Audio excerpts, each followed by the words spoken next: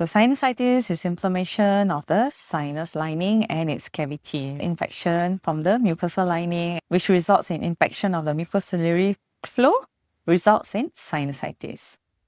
So when you talk about sinusitis, you have the acute presentation as well as the chronic presentation, and in between subacute. So anything within 3 weeks to 1 month is acute presentation, meaning sudden headache, sudden facial congestion, sudden rhinorrhea, discharging, sudden pain. But after maybe a minimal therapy or conservative therapy, it resolves by itself. You don't need any further treatment, meaning you don't need to get admitted, you don't need CT scan imagings and such, you don't need to see an ENT surgeon. It settles by itself with minimal therapies such as nasal decongestions, antihistamines, and you're good to go.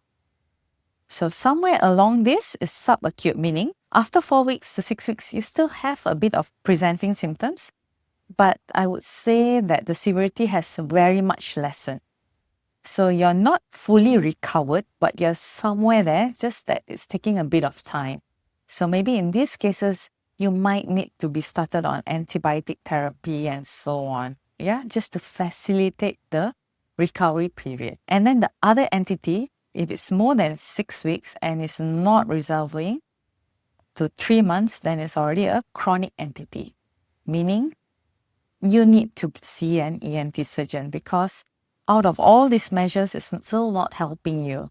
So you might be requiring a CT scan, a nasoendoscopy, and more than that, keeping in view, of course, surgery if it's really impacted. And depending on how many of your sinus are impacted and how bad are they eroded.